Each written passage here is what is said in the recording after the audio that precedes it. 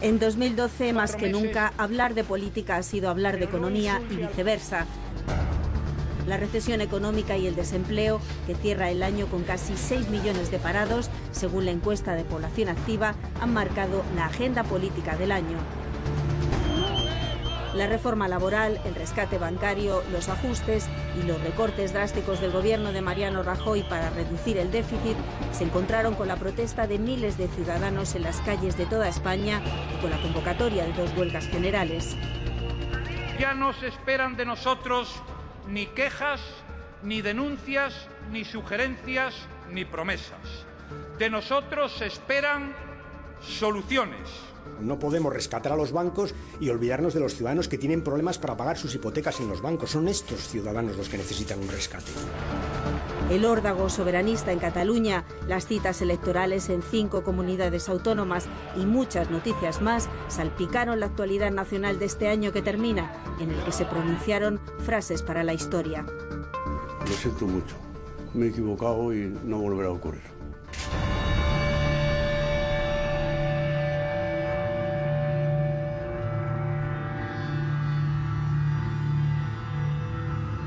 Atravesamos la segunda recesión más grave de nuestra historia.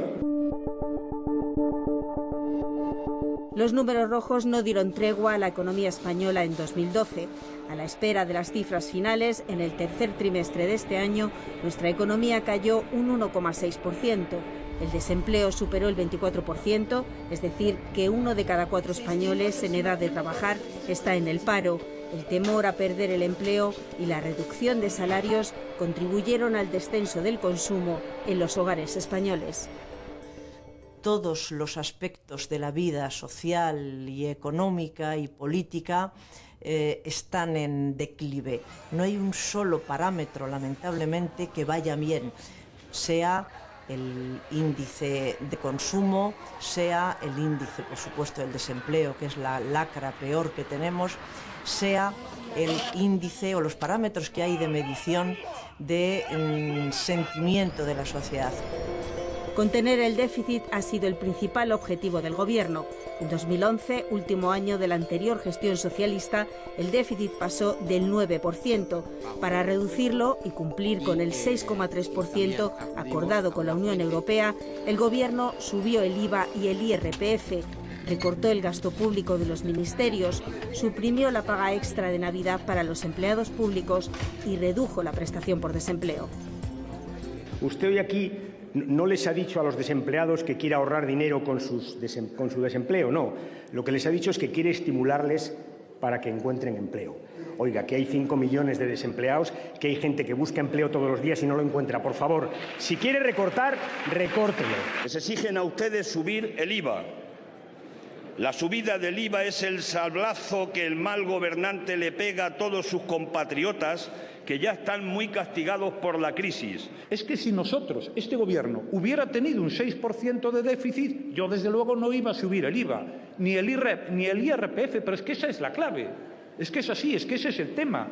Es que si a mí me dicen ahora que tengo un 4% de déficit, es que yo no solo no subo el IVA, es que lo bajo. En los presupuestos para el año que viene, el Gobierno subió las pensiones un 1% con carácter general y un 2% para las que sean inferiores a 1.000 euros. A finales de año, para ahorrar 3.800 millones de euros, no compensó a los pensionistas por el desvío de la inflación, que fue del 1,9%.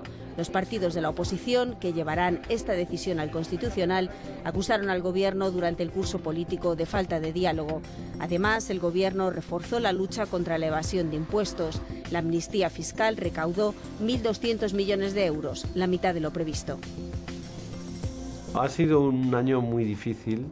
El Gobierno se ha centrado fundamentalmente en la gestión económica, con un objetivo que es la reducción del déficit. Y a eso ha supeditado todo lo demás. Entonces eso le ha llevado a hacer cosas que no estaban en su programa o que son contradictorias con su programa. Para frenar la sangría del desempleo, el gobierno de Rajoy aprobó la reforma laboral, que entre otras medidas abarata el despido, generaliza la indemnización de 33 días por año trabajado y permite a empresas y administraciones con pérdidas acogerse a la de 20 días por año. En una charla informal, previa a un Consejo Europeo, Rajoy confesó a su homólogo finlandés que los sindicatos se opondrían a la reforma. Lo que está haciendo este gobierno no tiene apoyo social en España, que se sepa. No tiene apoyo social. Van a provocar una sangría mayor de destrucción de empleo en nuestro país. Y esto, con la huelga, es a lo que la sociedad española, la clase obrera española, ha dicho no. La primera huelga general fue el 29 de marzo. Los sindicatos repitieron la convocatoria 8 meses después, el 14 de noviembre. La primera vez en la historia de la democracia que los sindicatos convocan 2 paros generales el primer año de mandato de un gobierno. En ambas jornadas la valoración fue muy distinta para unos y para otros, de éxito según los sindicatos, de impacto moderado a juicio del gobierno. La protesta social, en la medida en que ha caracterizado el año, es sin duda una de las noticias continuadas de 2012. De todas maneras, las encuestas demuestran que mucha gente que no participa en manifestaciones también tiene un espíritu muy crítico hacia la política. La de los mineros del carbón fue la marcha del año. El gobierno recortó en casi 200 millones de euros las ayudas para la extracción del mineral.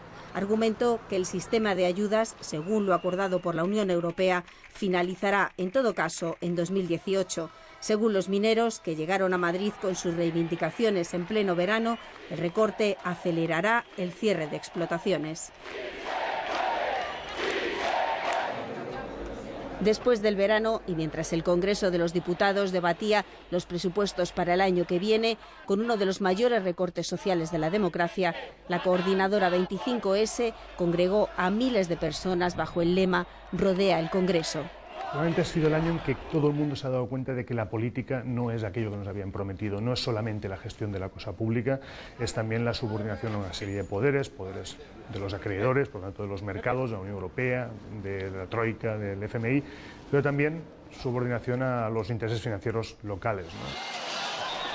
La movilización en torno al Congreso terminó con enfrentamientos y una treintena de detenidos. A excepción del gobierno, los convocantes, las organizaciones sociales y los partidos de la oposición criticaron a las fuerzas de seguridad.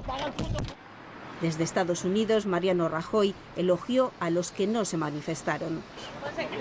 ¿Tú pagas para más? No, seguimos. Seguimos pagando 33. Pese a las medidas de austeridad, en los meses centrales del año, la economía española vivió sus horas más convulsas. La prima de riesgo, el sobrecoste que paga España para financiarse respecto a Alemania, escaló hasta el máximo histórico de 638 puntos y la bolsa se desplomó. No estamos al borde de ningún precipicio, señoras y señores. Esa no es la realidad. No caminamos por un sendero de rosas, pero tampoco asistimos a las vísperas del apocalipsis. A día de hoy no ha habido rescate como país, aunque sí hubo rescate a los bancos españoles. Las ayudas europeas a la banca ascenderán a unos 40.000 millones de euros, de los 100.000 que ofreció Bruselas para reflotar la banca española. El gobierno pretende hacernos creer que nos ha tocado la lotería, que han venido los Reyes Magos, y eso ciertamente no es así. Y la prueba de que no es así es que todos los gobiernos intentan por todos los medios evitar el rescate.